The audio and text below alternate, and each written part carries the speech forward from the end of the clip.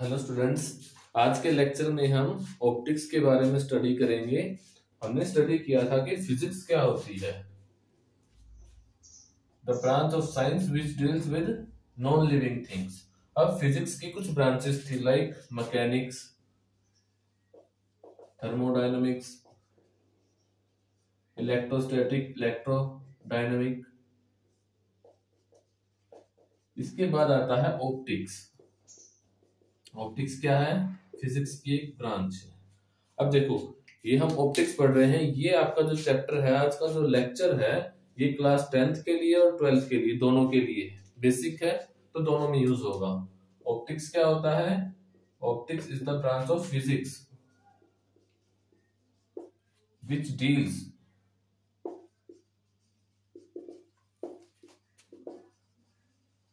deals with the study of light and its various phenomena.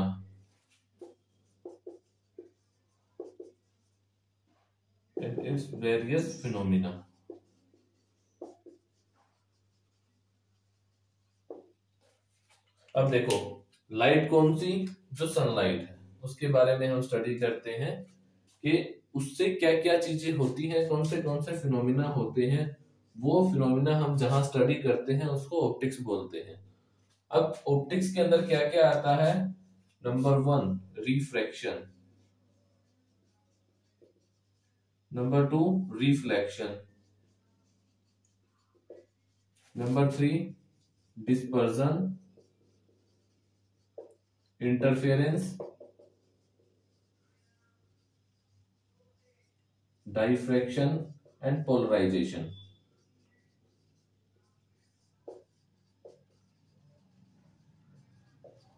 ये जो दो चीजें हैं, रिफ्लेक्शन एंड रिफ्रैक्शन, ये 10th में भी है और 12th में भी है। आज हम ये स्टडी करेंगे। जो ये इंटरफेरेंस है, डाइफ्रैक्शन है, पोलराइजेशन है, ये किसके अंदर आता है? क्लास 12th के अंदर आता है। डिस्पर्जन भी 10th में आ जाता है। अब ये अलग अलग लिखने का रीजन क्या है? जो हमारी लाइट होती है, लाइट, इसके दो नेचर होते हैं। एक होता है रे नेचर और दूसरा होता है वेव नेचर। रे नेचर की वजह से जो जो फिनोमिना हम स्टडी करते हैं वो है reflection and refraction and also dispersion. ठीक है। वेव नेचर की वजह से जो फिनोमिना बनता है वो है इंटरफेरेंस, डाइफ्रैक्शन एंड पोलराइजेशन। ये क्लास 12th के अंदर आएगा और ये क्लास 10th के अंदर। अब हमें क्या स्टडी करना है? रिफ्रैक्शन। रिफ्रैक्शन क्या होता है? देखो, समझ में आ रहा है कि ये क्या है? फिजिक्स का एक फिनोमिना है जो किससे रिलेटेड है? लाइट से। अब लाइट चल के आती है, लाइट जब चल के आएगी तो क्या करेगी?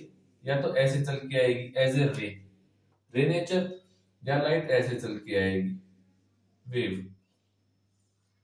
जब हम रिफ्रैक्शन पढ़ेंगे तब हम लाइट को मानेंगे कि लाइट ऐसे चल के आती है।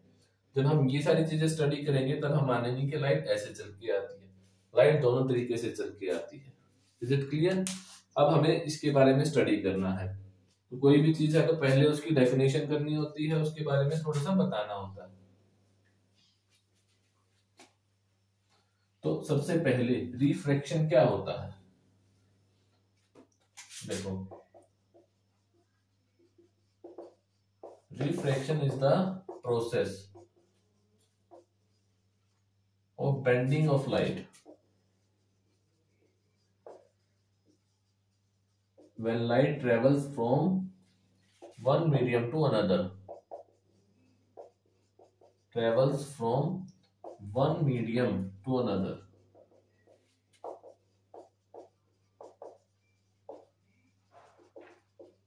अब देखो, यहां पे एक टर्म यूज हुई है मीडियम। अब मीडियम क्या होता है?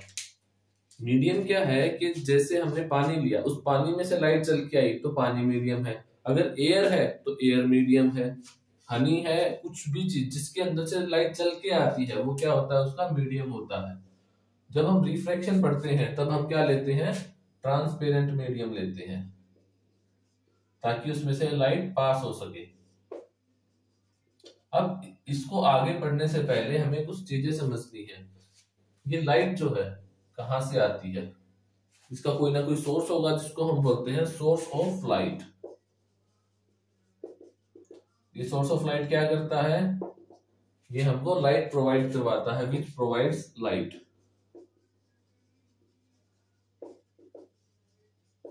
ठीक है भाई। अब ये लाइट किस फॉर्म में भेजता है, जैसे मान लिया हमारे पास ये एक बल्ब है, यहां से लाइट ऐसे जा रही है,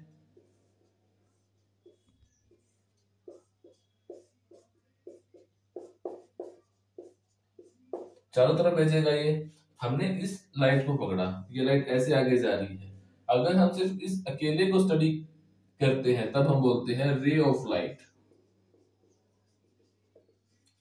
जब हम ये पूरा बंडल स्टडी करते हैं, 1 2 3 4 5 6 बहुत सारी लाइट को स्टडी करते हैं, तो इसको हम बोलते हैं बीम ऑफ लाइट। बीम क्या होता है, बंडल, मतलब हमने बहुत सारी ऐसी अकेली अकेली लाइंस को इकट्ठा कर दिया, ये हम यूज करेंगे बीम ऑफ लाइट। ठीक है भाई। अब रिफ्रैक्शन जो होता है ये कहां होता है, तो हमने बोला कि जब लाइट एक मीडियम से दूसरे मीडियम में जाएगी, तो चलो हम दो मीडियम बना लेते हैं।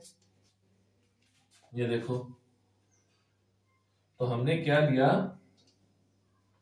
हमने एक कंटेनर बनाया ट्रांसपेरेंट ग्लास का, ये क्या है, ग्लास मीडियम। इसके अंदर हमने वाटर फिल कर दिया। अब वाटर क्या होता है, ट्रांसपेरेंट, इट मींस वाटर में से भी लाइट पास हो सकती है और ग्लास में से भी, कांच में से भी। अब देखो, लाइट हमने पास की, लाइट कैसे आई, ऐसे, लाइट ऐसे आती है। जो लाइट आ रही है इसको हम बोलते हैं इंसिडेंट लाइट। अकेली रे है तो इंसिडेंट लाइट रे। ठीक है भाई। ये क्या है, सरफेस। कौन सी सरफेस है, जहां पे ये देखो बाहर क्या है, एयर, इस एयर में से ये लाइट आती है, इस सरफेस पे स्ट्राइक करती है और पानी में जाती है। तो ये सरफेस क्या है, ये एक इंटरफेस है जो क्या करता है, इस पानी को और इस एयर को सेपरेट करता है। इसके इस साइड सारी एयर है, इस साइड सारा पानी है। ठीक है भाई। अब देखो, हमने क्या किया, यहां से लाइट डाली। अब जहां पे लाइट स्ट्राइक करेगी, इस सरफेस के ऊपर एक परपेंडिकुलर ड्रॉ कर दिया। ये एक परपेंडिकुलर है, इस परपेंडिकुलर को बोलेंगे normal to the surface. Normal to the surface. अब देखो, इमेजिन करो, अगर ये कंटेनर यहाँ पे नहीं होता तो ये लाइट जो आ रही है ये कैसे जाती, ऐसे जाती सीधी। बट हमने क्या किया, बीच में एक ट्रांसपेरेंट मीडियम रख दिया, तो ये लाइट सीधी तो जाएगी नहीं, either it bends toward this side और दिस साइड, या तो इस, या तो ये यहां मुड़ेगी आइदर 1, और ये यहां मुड़ेगी आइदर 2। अब ये किस साइड मुड़ेगी, ये डिपेंड करता है कि लाइट कहां से कहां जा रही है। तो यहाँ पे मीडियम दो तरह का होता है, एक होता है रेरर मीडियम, रेरर मीडियम, और एक होता है डेंसर मीडियम। तो जब लाइट बेंड होती है तो हम चेक करते हैं कि लाइट रेरर से डेंसर में जा रही है या डेंसर से रेरर में जा रही है। जब लाइट रेरर टू डेंसर जाती है, रेरर टू डेंसर, तो ये कहां मुड़ती है, towards the normal, towards the normal.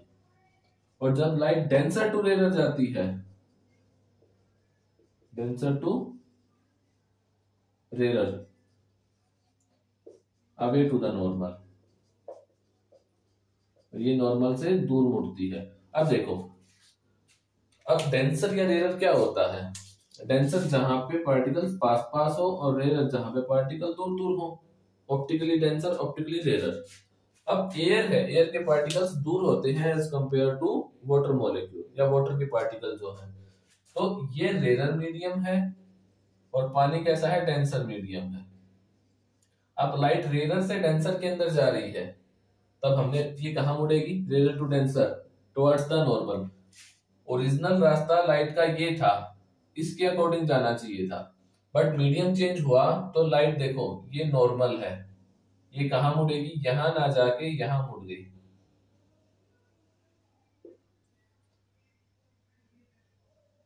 This will not happen. अब देखो रिफ्रैक्शन कहां हुआ,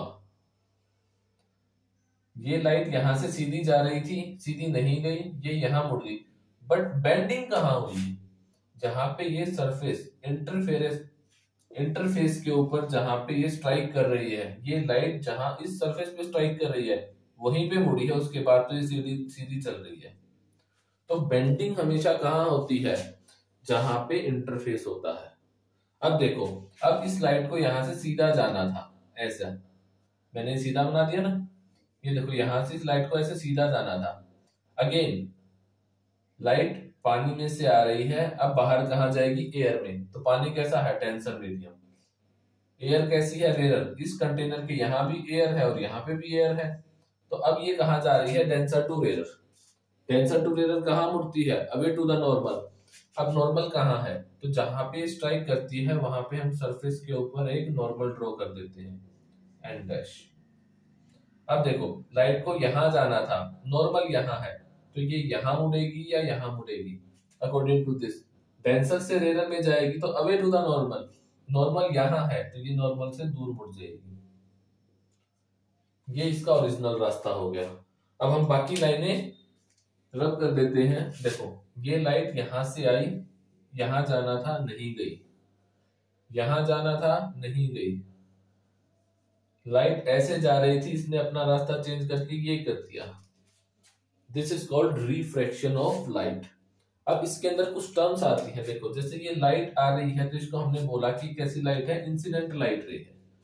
अब ये लाइट निकल रही है, निकलने को क्या बोलते हैं, इमरजेंट। तो जो ये क्या होगा, इमर्ज करना, मतलब इमरजेंट रे। ठीक है भाई, ये वाली रे कैसी है, emergent ray. Incident ray normal के साथ जो एंगल बनाती है उसको बोलते हैं angle of incidence, angle of incidence. अब देखो लाइट यहां पे स्ट्राइक करती है, इंसिडेंट कर रही है, तो ये एंगल आई बन गया, एंगल ऑफ इंसिडेंस। अब यहां पे क्या हुआ, ये लाइट यहां जाना चाहिए था लेकिन बेंड हो गई, रिफ्रैक्ट हो गई, इसको हम बोलेंगे angle of refraction, angle of refraction. Refraction होने के बाद लाइट नॉर्मल के साथ जो एंगल बनाती है, ये देखो ये सीधा जाना था नहीं गई, यहाँ पे रिफ्रैक्ट हो गई। अब रिफ्रैक्ट होने के बाद इस नॉर्मल के साथ ये जो एंगल बनाएगी, इस एंगल को बोलेंगे angle of refraction, that is angle r. ठीक है भाई। अब एक साइंटिस्ट थे जिनका नाम क्या था, स्नेल। उन्होंने एक रूल बताया। क्या रूल बताया, स्नेल्स लॉ क्या बोलता है, sine of angle of incidence, जो ये एंगल आ रहा है आई, अगर इसका साइन की वैल्यू निकाले और जो ये आर है इसकी एंगल की वैल्यू निकाले, साइन ऑफ आर, ये हमेशा क्या होगा, कांस्टेंट होगा। और इसको किससे शो करेंगे, एक टर्म आती है रिफ्रैक्टिव इंडेक्स, रिफ्रैक्टिव इंडेक्स। अब इसको कैसे लिखें, तो किसी बुक में तो ये म्यू से डिनोट होता है, किसी बुक में ये एन से डिनोट होता है। अब देखो लाइट कहां से कहां गई, एयर से ग्लास, एयर से वाटर। हमने इनको नाम दे दिया कि एयर वाला जो मीडियम है वो मीडियम ए है, इस कंटेनर के अंदर का जो मीडियम है वो मीडियम बी है, फिर से बाहर एयर आ गई तो बाहर मीडियम कैसा है, ए। अब लाइट कहां से कहां गई है, एयर टू ग्लास या water, means A to B. तो इसको कैसे लिखेंगे, refractive index of B with respect to A. ऐसा लिखा, इसको रीड कैसे करेंगे, read as refractive index of medium B with respect to medium A. अब देखो जो ऊपर है इसमें जो एंगल बन रहा है वो ऊपर आएगा, ए मीडियम में कौन सा एंगल बन रहा है, आई, तो आई ऊपर आ गया। जो नीचे है, ये याद करने का तरीका है। अगर आप ये रिफ्रैक्टिव इंडेक्स लिखते हो तो जो ऊपर आएगा उसका एंगल ऊपर लिखा जाएगा, जो नीचे आएगा उसका एंगल नीचे लिखा जाएगा। This is called Snell's law. अब यहाँ पे एक टर्म यूज हुई है रिफ्रैक्टिव इंडेक्स, दिस म्यू। अब ये म्यू क्या होता है? तो रिफ्रैक्टिव इंडेक्स क्या होता है? ये एक प्रॉपर्टी होती है, किसकी? एक मीडियम की। और मीडियम की प्रॉपर्टी क्या बताती है कि कोई भी लाइट कितना बेंड करेगी। लाइट सीधी जा रही थी, मीडियम चेंज हुआ, वो लाइट बेंड कर गई आइदर दिस साइड और दिस साइड। वो कितना बेंड करेगी, थोड़ा बेंड करेगी या ज्यादा बेंड करेगी, वो किस पर डिपेंड करता है? वो इस क्वांटिटी पे डिपेंड करता है, रिफ्रैक्टिव इंडेक्स के ऊपर। तो अगर इसकी डेफिनेशन लिखें तो क्या होगा?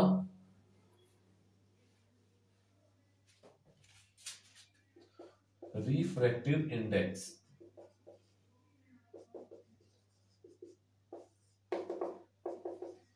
is the measurement that how much bending takes place in light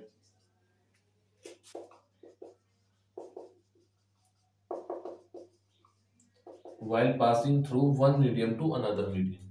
While passing through one medium to another.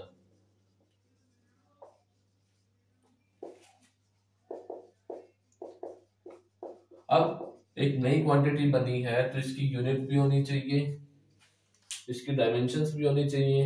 तो refractive index is a dimensionless quantity.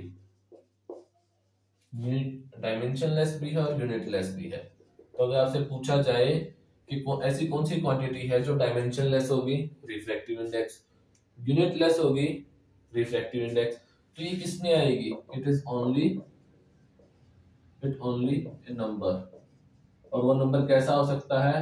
May be complete और इन फ्रैक्शन, जो फ्रैक्शंस में भी हो सकता है और कंप्लीट नंबर भी हो सकता है। Is it clear? जो ये रिफ्रैक्टिव इंडेक्स है यहां तक तो है ये क्लास 10 में, और जो यहाँ पे डायमेंशनलेस एंड यूनिट, ये कहाँ यूज होगा? क्लास 12 के अंदर। बिकॉज डायमेंशन यूज कहाँ होती है? 11th में आती है। 10th तक डायमेंशन के बारे में कुछ भी नहीं बताते। Is it clear? अब देखो यहाँ पे हमने ये पढ़ा है कि रिफ्रैक्टिव इंडेक्स, तो रिफ्रैक्टिव इंडेक्स को हमने लिख तो दिया, क्वांटिटी की टर्म में हम कैसे डिफाइन कर सकते हैं? तो क्वांटिटी की टर्म में हम ये डिफाइन करेंगे, mu is defined as velocity of light in vacuum to the velocity of light in medium। Vacuum क्या होता है? मान लिया एयर है, क्योंकि वैसे तो एयर भी नहीं होती, बट स्पेस के अंदर हम एयर को वैक्यूम मान लेते हैं इस केस में। और ये मीडियम है, जैसे ग्लास हो गया, वाटर हो गया, कुछ भी। अब देखो, अगर वैक्यूम के अंदर वेलोसिटी ऑफ लाइट देखें तो क्या होती है? c। और वेलोसिटी ऑफ लाइट मीडियम में क्या होती है? v। Either c is equal to v और c is greater than equal to v, but c less than नहीं होगा। तो जो ये क्वांटिटी आएगी ये क्या होगी? Always greater than 1, always greater than 1 और यूनिटी। बट यहाँ पे एक चीज क्या है, देखो हमने यहाँ पे वैक्यूम लिया है, तो ये वैक्यूम ऊपर आएगा और जो मीडियम बी है ये नीचे आएगा।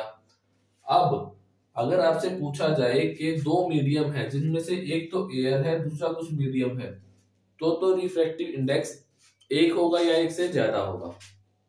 क्योंकि ये वेलोसिटी एक से इस c से कम ही रहेगी। अगर ये 3 × 10⁸ है तो ये 2 हो गया, 1 हो गया, कुछ भी हो गया, बट ये 3 से ज्यादा नहीं हो सकती। अगर 3 है तो 1 आ गया, अगर 2 है तो 1.5 आ गया। इट मींस ये वैल्यू 1 से ज्यादा रहेगी। इन केस अगर हम क्या करें, इन दोनों में यहाँ पे वैक्यूम की जगह पे पानी ले लिया, वाटर ले लिया और यहाँ पे ग्लास ले लिया, तो क्या होगा? तो क्या ये 1 से लेस हो सकती है? हो सकती है, ज्यादा भी हो सकती है। इस क्वांटिटी को हम क्या बोलते हैं? जिसमें हम एक मीडियम एयर को लेके चलते हैं, इसको बोलते हैं absolute refractive index. Absolute refractive index. जब हम दो अलग अलग मीडियम लेके चलते हैं, जैसे ग्लास और वाटर, उसको बोलते हैं relative refractive index. Relative refractive index, ठीक है भाई। और ये 1 से लेस हो सकता है, ये 1 से लेस नहीं होगा। Is it clear? नोट कर लो।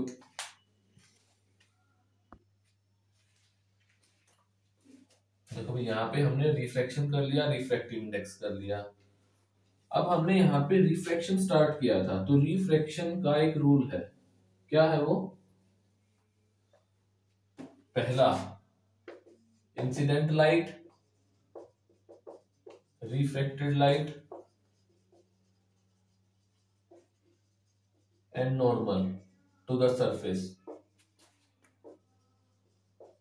all lie in the same plane, all lies in the same plane। अब इसका मतलब क्या है? जैसे हमने ये कंटेनर लिया था, यहाँ पे हमने वाटर फिल कर दिया था, ये इसका सरफेस था। अब देखो, ये क्या थी? Incident light. तो ये इंसिडेंट लाइट, ये नॉर्मल आ गया, नॉर्मल, और ये रिफ्रैक्टेड लाइट।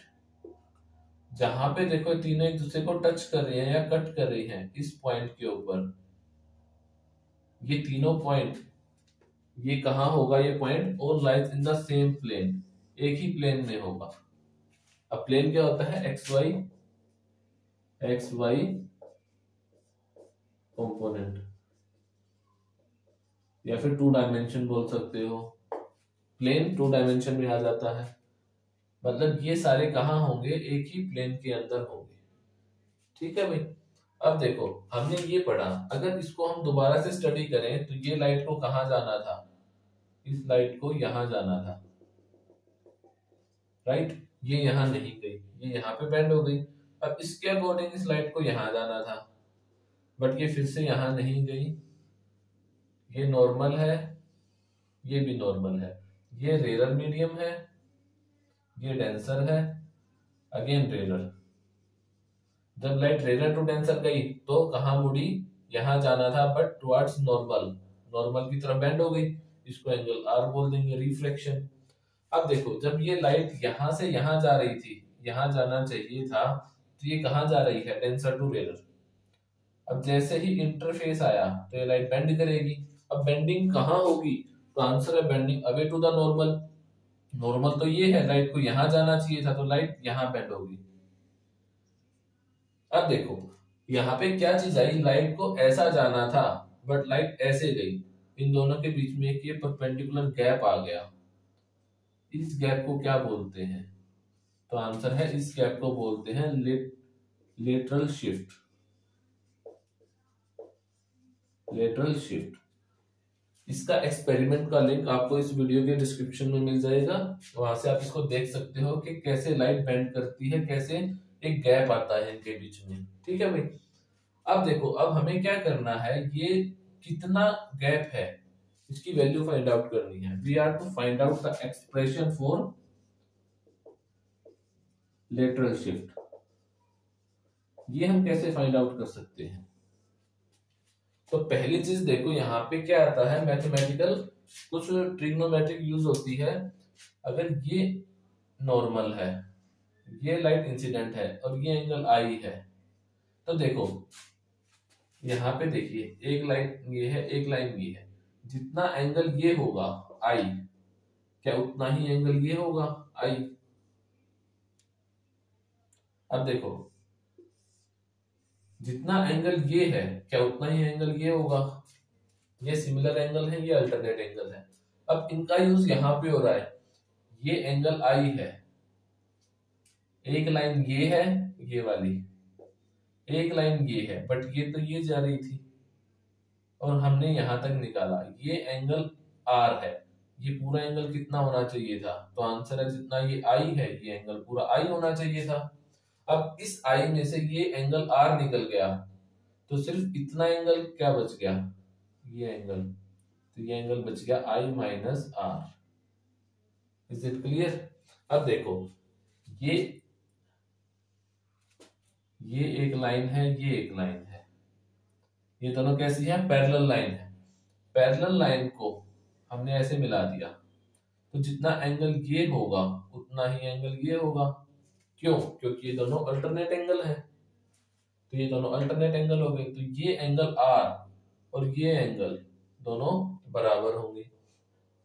अब रिफ्रैक्शन के अंदर क्या होता है कि जो इंसिडेंट लाइट होती है और जो इमर्जेंट लाइट होती है, ये नॉर्मल के साथ बराबर एंगल बनाते हैं। Incident light and emergent light makes equal angle with normal. It means angle I is equal to angle of emergent. ठीक है भाई, तो ये जो बाहर लाइट निकल रही है लास्ट, ये एंगल E और ये एंगल I भी बराबर होगा। ये बाय कैसे हमें पता चला? By trigonometry. ठीक है भाई, अब हमें क्या निकालना है? हमें ये निकालना है कि ये वैल्यू कितनी होगी। तो हमने इसको नाम दे दिया है, लेट्स से D डिस्टेंस है। हमने इसको कंप्लीट किया, सबका नोमेनक्लेचर कर लेते हैं। ये पॉइंट A है, ये पॉइंट B है, ये पॉइंट C है, ये पॉइंट कैपिटल D है। ठीक है भाई, अब यहाँ पे हमारे पास दो ट्रायंगल आ गई। एक ट्रायंगल ABC, ट्रायंगल ABC है, और एक ट्रायंगल है हमारे पास CDA,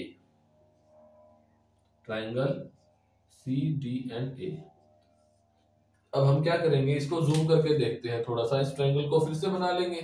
और इसके अंदर स्नेल्स लॉ हम कहां पे अप्लाई कर सकते हैं? स्नेल्स लॉ, जहां पे हमारे पास sine of angle of incidence हो और साइन ऑफ आर हो, मतलब जहां पे I हो और जहां पे R हो, हमें वो यूज करना है।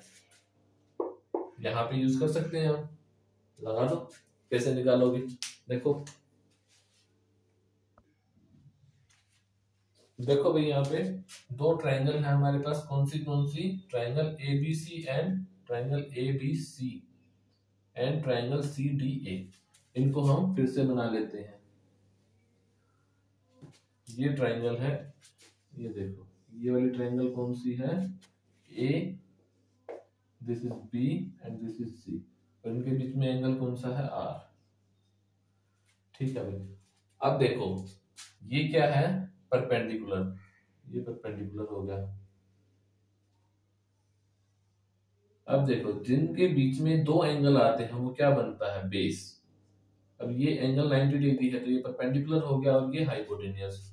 अगर इसके अंदर हम साइन का एंगल लगाते हैं तो साइन क्या होता है? Perpendicular by hypotenuse. तो परपेंडिकुलर आ गया BC और हाइपोटेन्यूस आ गया AC। अब देखो इस BC की हमारे पास कोई वैल्यू नहीं है और हमें ये चाहिए भी नहीं, तो हम यहाँ पे साइन ना लगा के हम यहाँ पे कौन सा फॉर्मूला लगाएंगे? कोस का। अब कोस क्या होता है? Base by hypotenuse. इसमें बेस क्या है? AB और हाइपोटेन्यूस क्या है? AC। तो कोस ऑफ एंगल, और एंगल कौन सा है? R, तो ये angle R, cos R is equal to AB by AC। इसको हमने दे दिया इक्वेशन नंबर 1। और ये ट्रायंगल कौन सी है? Triangle ABC। अब देखो दूसरी ट्रायंगल कौन सी है हमारे पास? ये वाली CDA। तो ये भी ड्रॉ कर देते हैं हम।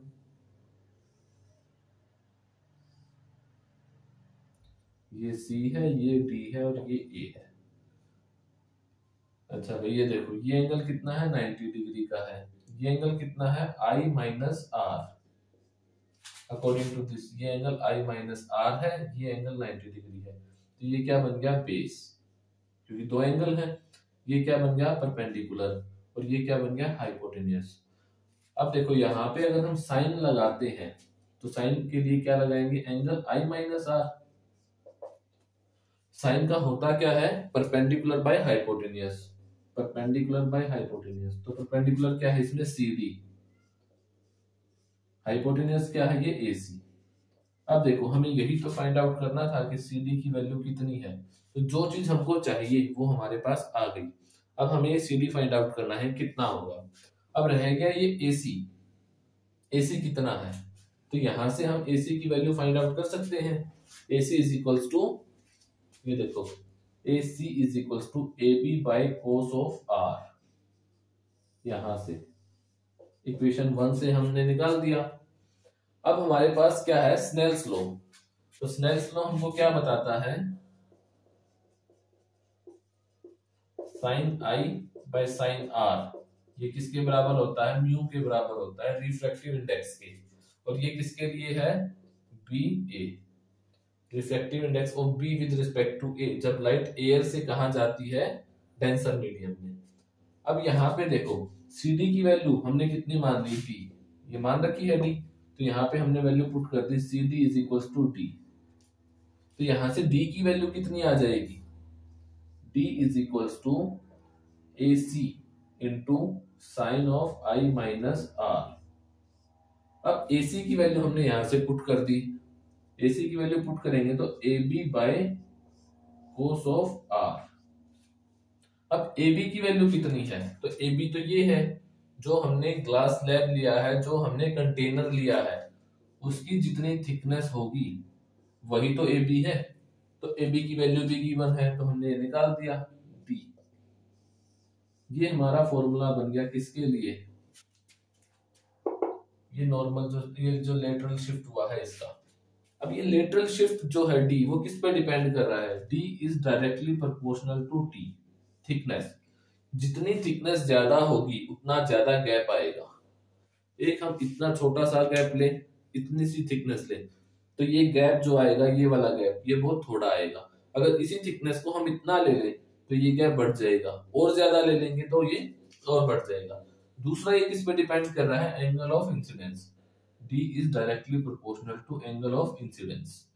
ये जितना ज्यादा होगा साइन,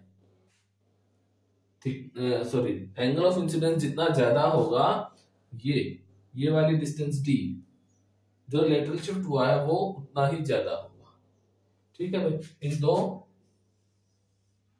चीजों पे डिपेंड कर रहा है। तीसरी चीज ये किस पे डिपेंड करेगा, मटेरियल पे, कि हम कौन सा मटेरियल यूज कर रहे हैं। ग्लास है तो अलग होगा उसके, क्यों, क्योंकि उसका रिफ्रैक्टिव इंडेक्स अलग होगा। D is directly proportional to refractive index. अब ये आपका फॉर्मूला आ गया फाइनल, किसके लिए, लेटरल शिफ्ट के लिए। अब ये लेटरल शिफ्ट होती क्या है, लेटरल शिफ्ट ये होती है कि इस लाइट को सीधा जाना था, आफ्टर रिफ्रैक्शंस ये अपना रास्ता चेंज कर लेती है और ओरिजिनल रास्ते की बजाय उसके पैरेलल चलना स्टार्ट कर देती है। तो दो जो पैरेलल रेस के बीच में जो गैप आएगा उसको बोलते हैं नॉर्मल, सॉरी, लेटरल शिफ्ट। ठीक है भाई, अब ये लेटरल शिफ्ट का फॉर्मूला आपको कहाँ यूज करना है, तो जो न्यूमेरिकल्स आएंगे वहां पे आपको ये यूज करना है। अब अगर I की वैल्यू हम 90 डिग्री ले लें, एंगल को किस में नापते हैं, डिग्री में। अगर हम एंगल 90 डिग्री ले लेंगे, इसका मतलब क्या है, angle of incidence is 90 degree. तो जो ये एंगल I बन रहा है किसके साथ बनता है, नॉर्मल के साथ।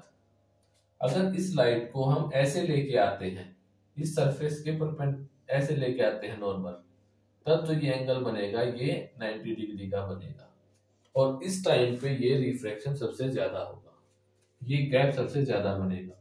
और जब हम इस लाइट को इस नॉर्मल के पैरेलल लेके आते हैं, मींस I की वैल्यू को 0 कर देंगे, तब जो ये D की वैल्यू है ये मिनिमम बनेगी। इज इट क्लियर, ये देख लो भाई, ये है आपका सारा रिफ्रैक्शन और normal shift.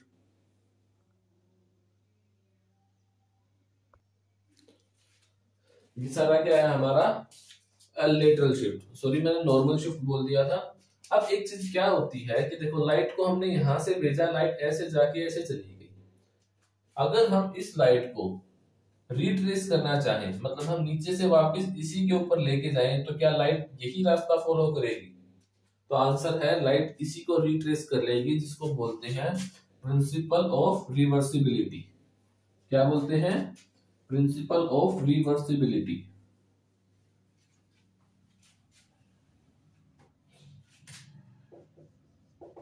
Principal of reversibility.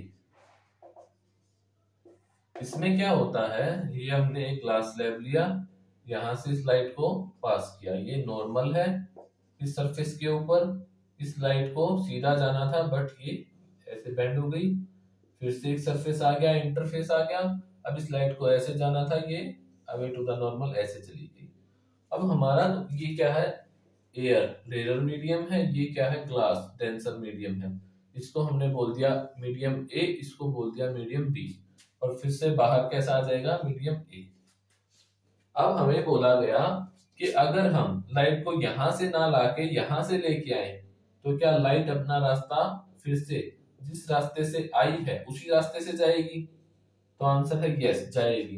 But अगर आपको बोला जाए कि इसको प्रूफ करके दिखाओ कि कैसे होगा, तो कैसे करोगे, तो प्रिंसिपल ऑफ रिवर्सिबिलिटी को प्रूफ करने के लिए आपको क्या करना पड़ेगा, आपको refractive index of B with respect to A, इसको प्रूफ करना पड़ेगा कि ये 1/दिस होता है।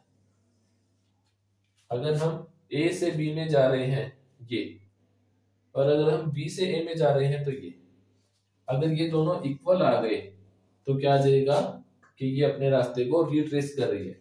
इसको ऊपर लेके जाओगे तो क्या होगा, A mu B multiplied B mu A is equal to 1 आना चाहिए। ये कैसे होगा, देखो इसको हम क्या लिख सकते हैं, तो आंसर है इसको हम लिख सकते हैं sine I by sine R, पहले बताया अकॉर्डिंग टू स्नेल्स लॉ। अब इसको क्या लिख सकते हैं, साइन आर बाय साइन आई, क्योंकि इसका उल्टा कर दिया हमने, आर से आर कैंसिल, आई से आई कैंसिल, तो ये 1 आ गया। इट मींस अगर हमें इसको रिवर्सिबिलिटी को प्रूफ करना है तो हमें इस आइडेंटिटी को प्रूफ करना पड़ेगा कि ये आइडेंटिटी आ रही है। अब इसके अंदर हम इसको कैसे प्रूफ कर सकते हैं, देखो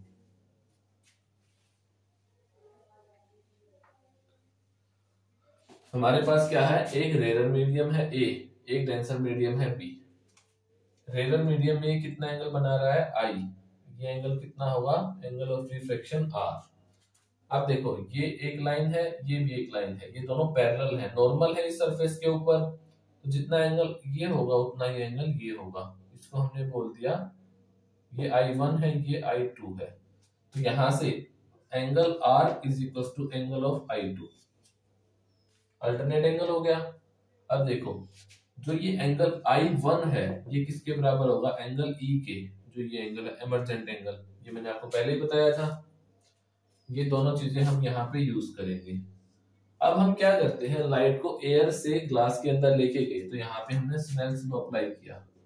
स्नेल्स लॉ क्या कहता है, sine of angle in the rarer medium, sine of angle, इसको छोड़ो ऐसे लिखते हैं हम, स्नेल्स लॉ क्या बोलता है, refractive index of medium B with respect to A can be written as, जो एंगल ए में बनेगा उसका साइन लेते हैं, sine of angle in medium A.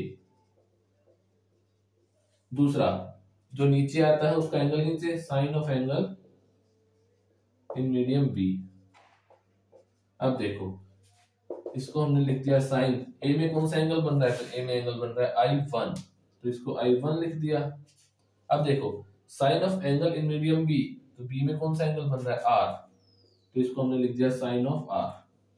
Is it clear, और ये किसके बराबर है, ए म्यू बी के बराबर है, इसको एज इट इज, इसको हमने इक्वेशन 1 मान लिया।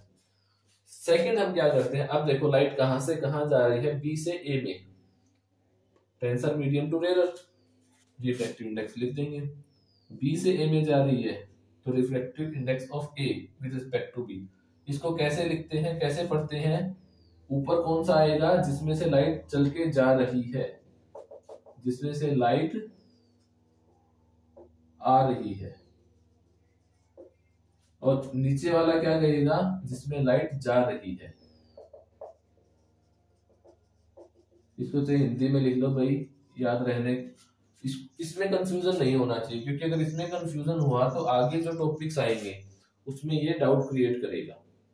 हाँ देखो यहाँ पे लाइट किस में से आ रही थी, ए में से, तो एक ऊपर लिख दिया, लाइट किस में जा रही थी, बी में, इसको नीचे लिख दिया। जो ऊपर होगा उसका एंगल ऊपर आएगा, जो नीचे होगा उसका एंगल नीचे आएगा। इज इट क्लियर, सिंपल सा है। इसी तरह से यहाँ पे अब जब लाइट आ गई इस एरिया में, यहाँ पे मीडियम कौन सा है, बी, तो हमने ऊपर बी लिख दिया। कहाँ जा रही है, ए में, तो ए को नीचे लिख दिया। फिर से साइन का एंगल किस में, ऊपर वाले में, sine of angle in B. दूसरा कहाँ जा रही है, ए में, तो sine of angle in A. अब देखो ये एंगल कौन सा होता है, ऊपर वाला, ये होता है angle of incidence, incidence angle. और ये कौन सा होता है, रिफ्रैक्टेड एंगल। अब देखो इसके अंदर एंगल ऑफ इंसिडेंस कौन सा है, तो आंसर है I2, तो इसको लिख दिया sine of I2।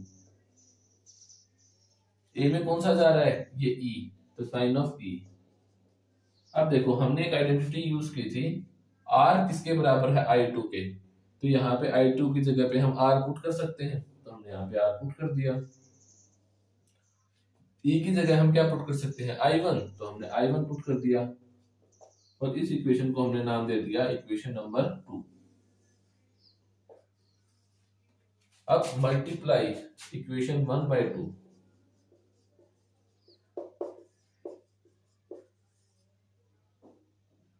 A mu B multiplied by B mu A, left side as it is यहाँ लिख दी। जब हमने लेफ्ट साइड का मल्टीप्लीकेशन किया तो राइट साइड का भी करेंगे। तो A इसकी राइट साइड क्या है, sine I1 by sine R multiply B mu A, ये इसकी राइट साइड क्या है, sign R by sine I1। अब देखो साइन R से साइन R कैंसिल, I1 से I1 कैंसिल, तो क्या बच गया, A। आइडेंटिटी आ गई।